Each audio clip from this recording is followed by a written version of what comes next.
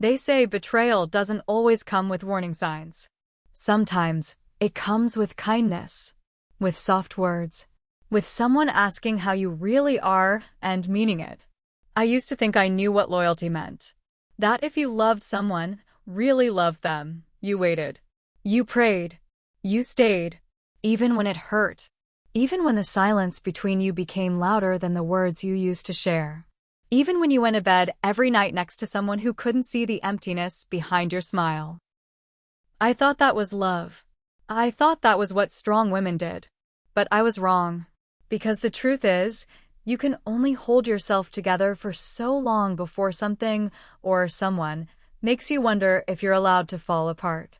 And the man who gave me that permission wasn't my husband. It wasn't planned. It wasn't some forbidden fantasy. He was just always there. At birthdays. At family dinners. At late nights when Derek worked overtime and forgot to call. He was safe. Familiar. He was his best friend. But one day, he said something that shattered everything I thought I knew about boundaries. He made me an offer. Not with seduction. Not with games. But with raw, honest eyes, and a voice that didn't try to save me, just saw me. And in that moment, I didn't feel like a wife. I didn't feel like a woman on the edge. I felt human. It's been a year, and I still don't know if I made the biggest mistake of my life. Or if I finally said yes to something my soul had been begging for. Because this wasn't just about desire. It was about motherhood. About a dream I had carried so long, it started to feel like a curse. About a pain so deep, I stopped letting people see it until he did. And now? Now I live in the after. The after of a yes I couldn't take back. The after of a night that started with tears and ended with a heartbeat I still hear in my dreams. So I'm going to tell you everything. Not to justify. Not to defend. But because somewhere out there, someone is holding in a scream. Someone is carrying the shame of a choice they never thought they'd make. And maybe, just maybe, they need to know they're not alone. Subscribe to Heartfelt Tales Unfold, because the stories you're afraid to tell are the ones we tell best. I was 34. No kids. 9 years married. And most days, I felt like a ghost in my own life. It wasn't always like that. Derek and I had our beginnings like anyone else. College sweethearts. Long phone calls. Secret notes on car dashboards. Sunday mornings tangled up in each other like the world couldn't touch us. But time has a way of softening things that once felt sharp. And trying to have a baby, month after month, year after year, turned everything between us into something fragile. At first, it was hope that carried us. Appointments, tests, vitamins, more tests, prayers, tears, trying again. And again. And again. Then, it became silence. Not the kind that soothes, the kind that smothers. Derek stopped looking me in the eye when he spoke. He buried himself in work, overtime shifts, meetings that ran late, projects he never used to bring home. He never said it out loud, but I could feel it. Shame wrapped around him like a second skin. Male infertility. 2 words that stole the light from his smile and replaced it with something distant. We stopped trying. Not because we gave up, but because trying started to feel like punishment. And that's when Malik started coming around more. Malik, he was the kind of man people notice when he walks into a room. Not just because he's tall or handsome, but because he looks at you, really looks. Like you matter. Like you're not just filling space. He and Derek had been friends since they were kids. Groomsmen at our wedding. Uncle Malik to our future children. The ones who never came. He'd just gone through a divorce. Said the silence in his house was louder than the arguments ever were. So we let him in. At first, it was casual football nights, helping Derek with the backyard, checking in on me when I wasn't answering texts. But slowly, the spaces he filled became the spaces Derek had left empty. He'd ask me how I was doing and wait for the answer.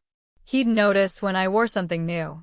He'd bring my favorite lemon muffins just because and pretend it wasn't a big deal, but it was. It was everything. I didn't see it for what it was at first. I told myself he was just kind, that I was just lonely, that it was harmless. But it wasn't harmless.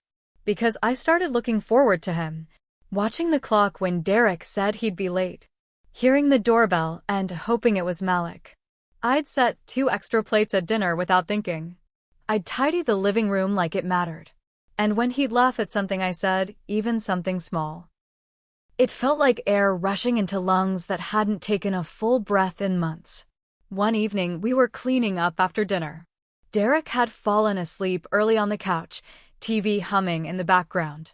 Malik stood beside me, drying dishes. I dropped a plate. It shattered. I bent to pick up the pieces and cut my finger.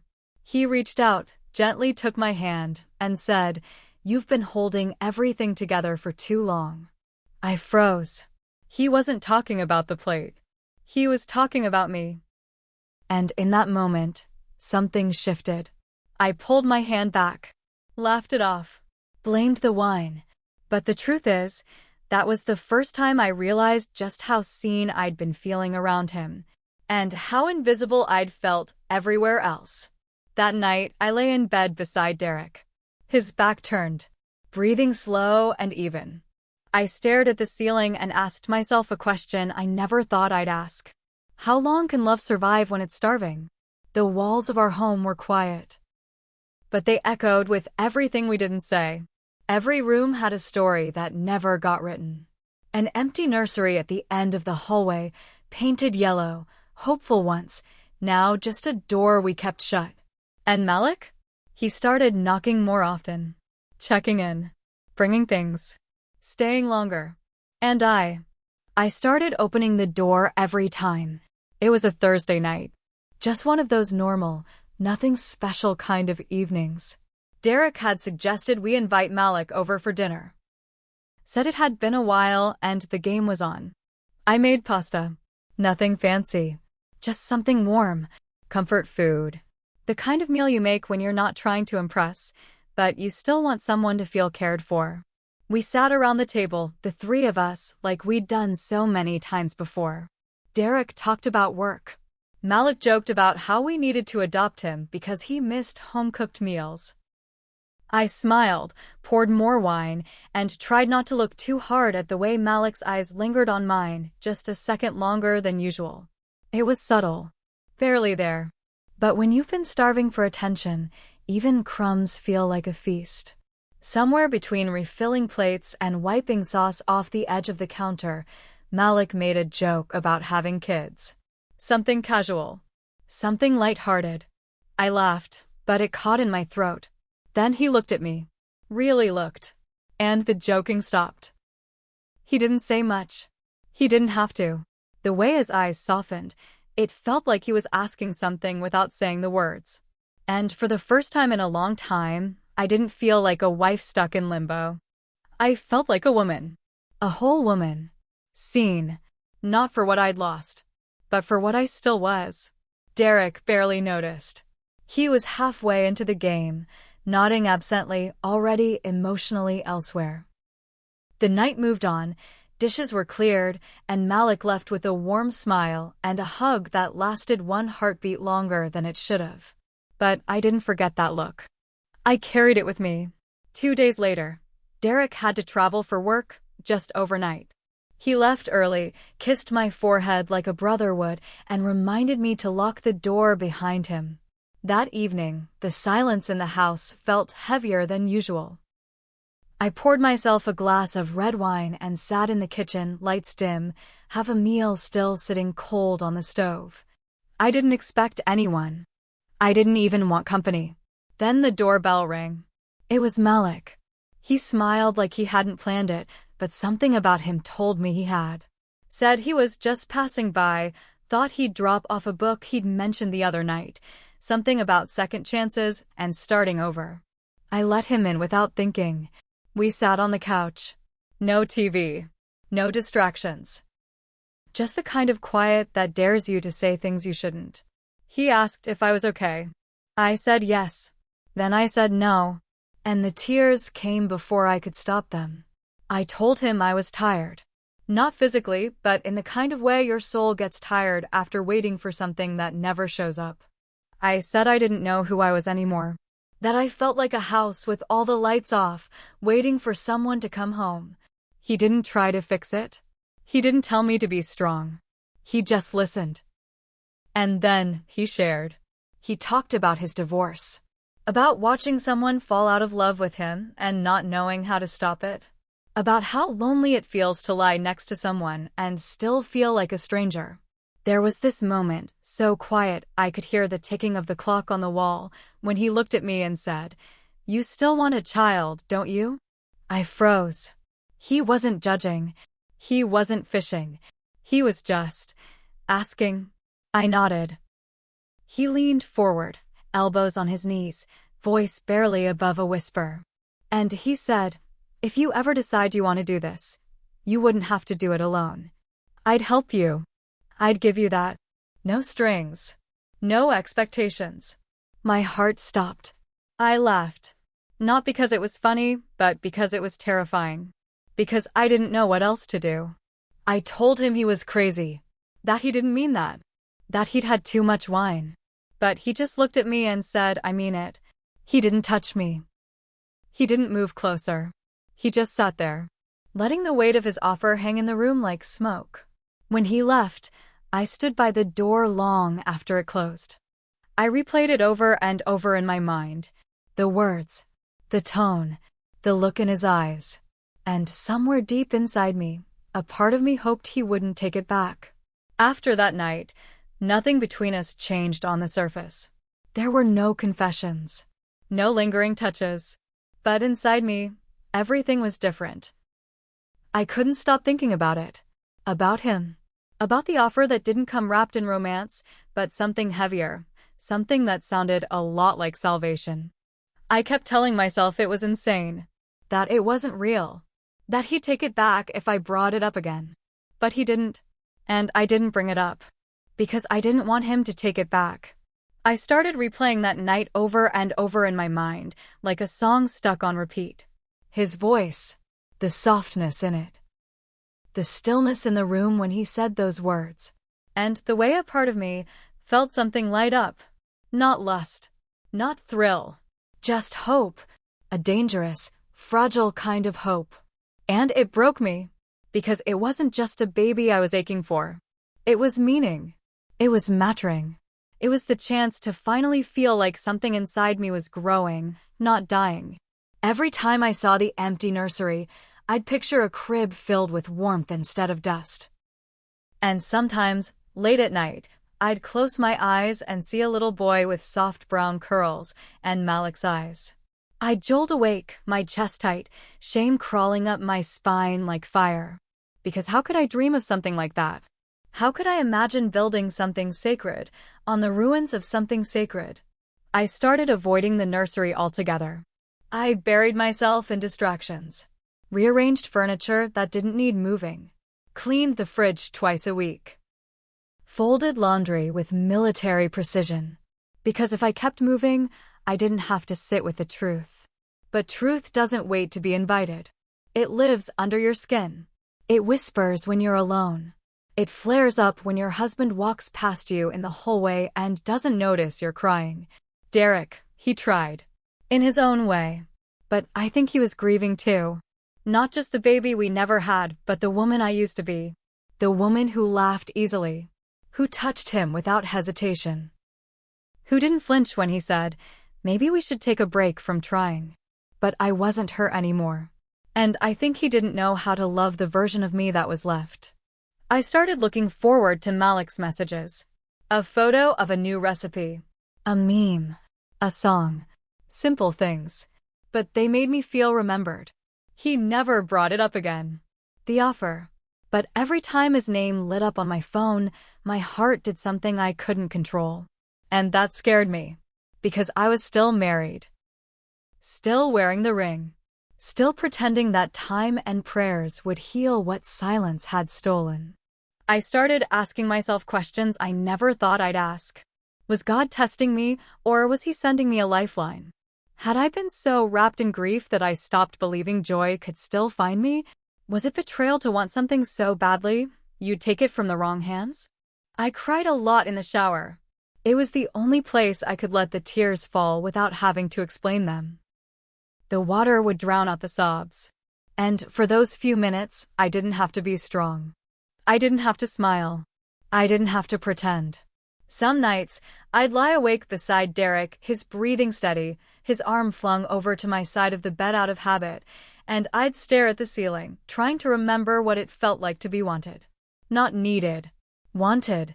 And in the quiet, I'd hear Malik's voice in my head. You wouldn't have to do this alone. And it would undo me all over again. I wasn't ready to say yes, but I was no longer sure how to keep saying no. Malik never mentioned it again, at least not directly. But things shifted. Not in grand, obvious ways. In quiet, deliberate ones. One morning, a package showed up on the doorstep. No note. Just a box. Inside were 3 books. All on parenting, fertility, and navigating motherhood solo. I didn't need to check the label. I knew it was from him. Later that day, he texted. Saw these and thought of you. No pressure. Just in case. My hands trembled as I held the books. I stared at them for a long time before putting them on the shelf, spine out, tucked between old cookbooks and forgotten self-help titles. But I knew exactly where they were. A few days later, he sent me a list of clinics. Fertility specialists. Some local, some not. All highly rated, discreet, compassionate. He'd done the research. And again, his message was gentle. You don't have to look now. Just for when you're ready to hope again. Hope. That word. I didn't realize how foreign it had become to me until he handed it back so carefully. Malik didn't push. He didn't hover. But he became a steady presence. A quiet hum in the background of my days. Like a lighthouse I didn't know I'd been drifting toward. And I started drifting further. Not in lust. Not in scandal. In longing. I found myself imagining things I hadn't let myself picture in years. Not bedrooms or sheets or stolen moments. But cribs. First birthdays. Laughter in the hallway. I imagined sitting in a rocking chair with a baby pressed against my chest. A soft coo. A tiny hand wrapped around my finger. And in those dreams, the child didn't have Derek's eyes. They had Malik's. And when I'd wake, guilt would hit me like a wave. But it never washed it all away. Because underneath the shame was something else. Peace. Like my heart had found a place to rest, even if just in fantasy. Then one afternoon, Malik asked if we could meet for coffee. I told Derek I was going to the market. He barely looked up from his laptop. The cafe was quiet. Tucked in a corner of town no one we knew would pass through. I spotted him by the window. A soft smile. A book in hand. That easy presence that made it feel like nothing was wrong, even when everything was. I sat down and for a moment, neither of us spoke. Then he said it. I meant what I said. He didn't elaborate. He didn't need to. I see how empty this waiting has made you. I looked away. Because he was right. And hearing it out loud felt like being cracked open. I wanted to tell him to stop. To take it back. To leave it alone. But I didn't. I nodded. Barely. Just enough for him to know I'd heard him. That a part of me wasn't resisting anymore. He reached across the table. Not bold. Not inappropriate. Just enough to brush his fingers against mine. Warm. Grounded. Real. And I let him. It wasn't about desire. It wasn't about betrayal.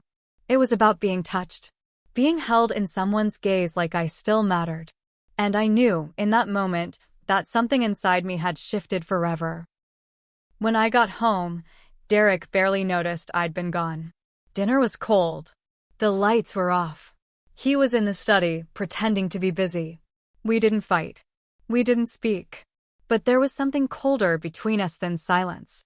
Distance doesn't always show up in slammed doors. Sometimes, it's the way someone stops asking how your day was. The way they stop reaching for you in their sleep. And in that silence, I kept returning to that table at the cafe. To Malik's eyes. His voice. His hands. Not in lust, but in relief. I told myself I was just exploring my options, that I hadn't committed to anything, that I hadn't done anything wrong. But the truth? When I let his hand rest over mine, when I didn't pull away, a line had already been crossed. It started over dinner. Or maybe it started long before that. But that night, it boiled over. Derek had just come home from another long day, shirt wrinkled, eyes distant, the same sigh he always gave before walking through the door. I asked if he'd thought more about what the doctor said. About trying IVF again. He barely touched his food. Then he looked up, and without warning, he said, "Why can't we just move on? Maybe this wasn't meant for us." I stared at him. That sentence. It felt like the final nail in something we never had the words to bury. Move on? I whispered. From what? From being parents? From hope. He rubbed his temples like my grief was exhausting. Like the weight I carried was something I should have set down by now. We've tried. You've tried, he said. Maybe we should be enough for each other. But we weren't. And the worst part was, we both knew it. I pushed back my chair. My appetite was gone. My voice small. Are you really okay never being a father? He didn't answer. And that silence. It shattered something in me. I went upstairs, shut the bedroom door behind me, and let the tears come. It wasn't just the fight. It was years of hoping, of waiting, of swallowing disappointment like medicine and telling myself tomorrow might be different. But it never was. And so, with shaking hands, I reached for my phone. I didn't plan what I'd say. I didn't think past the ring. I just knew. I couldn't hold this alone anymore. Malik answered on the second ring. I didn't speak right away. I didn't need to. He just said, "Where are you?" And I whispered, "Home." 20 minutes later, he was standing at my door. No questions. No judgment. Just the kind of presence that lets you breathe again. I let him in. We didn't speak at first. I just leaned against the doorframe, arms folded, tears drying on my face. He didn't ask what happened. He didn't need to. He opened his arms, and I walked into them. We sat on the couch, the same one where I'd cried 100 times before, alone. But this time, I wasn't alone. We didn't sleep together. There was no rush, no hunger, no crossing of bodies.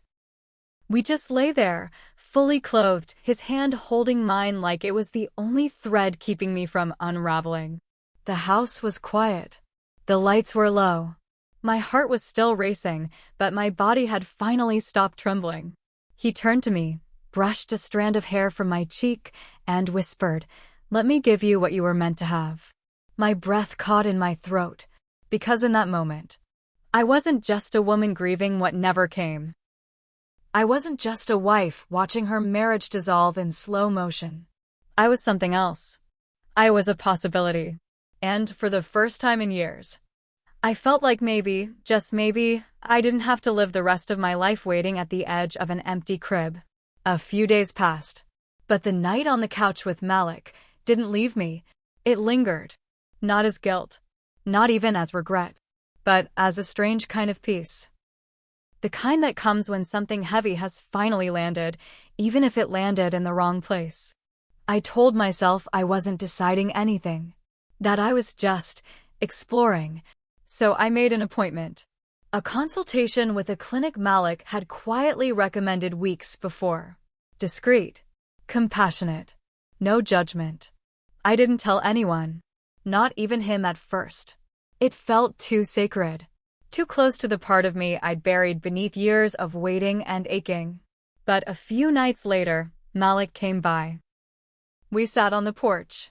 No wine. No games. Just quiet honesty between us. I scheduled something, I said. His eyes didn't widen. He didn't smile. He just nodded. Steady. Soft.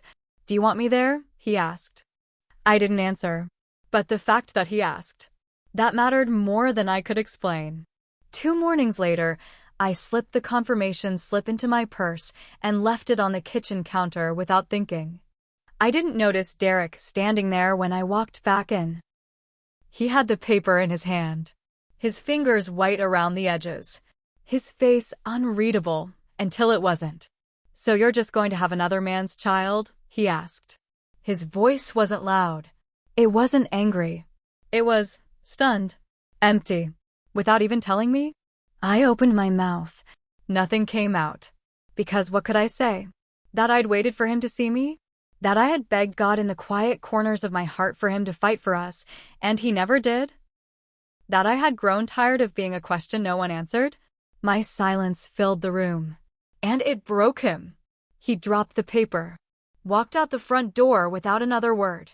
And for the first time in a long time, I didn't run after him. Later that evening, I told Malik what happened. He listened. Then he said something I wasn't ready for. "If this will destroy your marriage," he said, "I'll walk away. You don't owe me anything. You never did." His voice was steady, but there was pain beneath it. The kind that comes from loving someone quietly, in the background, and knowing you might be the wrong choice, even if you're the right answer. And I just sat there, because I didn't know what to say. I didn't know if what I had left with Derek was still worth saving, or if the version of me that stayed loyal for the sake of loyalty had already died. I used to believe that motherhood would fix everything, that the ache inside me, the one that had stretched itself across my chest for years, would vanish the moment I held a child in my arms. That once I became a mother, I'd know who I was. I'd stop feeling like I was disappearing inside my own life. But now I'm not so sure. Because everything I thought would bring clarity has only left me standing in the ruins of what I thought I knew. Derek couldn't give me a child. But Malik gave me something I hadn't dared to want again. Hope. Not promises. Not fairy tales. Just a steady hand. A look that didn't flinch when I showed him my broken parts. A quiet place to rest when the world stopped making sense. But does that make me a traitor? Or just a woman who couldn't keep waiting at the window of a dream that never came? Some nights, I lie awake and wonder if I crossed a line or if I simply stepped over one that had already faded. I think about the girl I used to be, the one who believed love meant sacrifice. The one who thought staying quiet and loyal was noble, even when it hurt. I don't know where she went. Maybe she died the 5th time I held a negative test in my hands. Maybe she faded when Derek started sleeping with his back turned to me every night. Maybe I let her go, the moment Malik whispered, "Let me give you what you were meant to have." And now I ask myself questions I can't answer. Did I betray my marriage, or did my marriage betray me first? Is longing a sin if you've lived in silence for too long? If a woman reaches for something that feels like life, like light, like breath again, is she wrong? Or just tired of dying slowly? I've spent years shrinking myself to fit into what loyalty was supposed to look like. But lately, I wonder if I lost more than a child. I think I lost myself. Because when you're grieving what you've never had, it changes you. It makes you see love not as a promise, but a question. And I don't know if I can be both mother and wife. Not now. Not after everything. Because to become a mother with Malik might mean burying what's left of my marriage to Derek. And I don't know if that's healing. Or just another kind of breaking. Have you ever been caught between two truths that don't live in the same house? Loyalty and longing. Commitment, and the quiet ache that never stops asking, what if? I never planned for any of this. I didn't wake up one day and decide to unravel everything I built. But life, it doesn't always wait for us to be ready. Sometimes, it cracks you open in places you thought were sealed. And what spills out isn't betrayal, it's need. It's hope. It's human. So I'll ask you. Have you ever been torn between staying faithful to someone else and finally showing up for the part of you that's been buried for years? Have you ever reached for something your heart needed? Even when your vows whispered, "Don't you dare." Was I wrong for saying yes to something my husband couldn't give? Or was I just human? I don't have the answers. But maybe you do. Tell me. In the comments. In your own words. in your own truth. Because I need to know I'm not the only one who stood at that intersection. Between what was sacred and what was missing. If you've ever lived in the tension between loyalty and survival, if you've ever loved someone deeply and still felt empty, then maybe this story was for you. And maybe your story is waiting to be told too. So, if this touched something in you, stay with me. Like, comment, tell me your truth, and subscribe to Heartfelt Tales Unfold, because the stories that change us are the ones we're most afraid to say out loud. The next one might echo a part of you you've been too scared to name. Some betrayals don't wear scandal. They wear longing. They wear silence. They wear the image of a woman staring at an empty crib, wondering if hope is enough to live on. I don't know if I'll ever be a mother. I don't know if I'm still a wife. But I do know this: desperation can look like bravery when you're running out of time. And sometimes, love asks for sacrifices that feel like sins. Not because they're evil, but because they ask you to choose yourself over everything you were taught to protect. So, if you're listening, don't judge me. Don't label me. Just understand, there's a kind of ache that makes you say yes, even when every part of you screams no.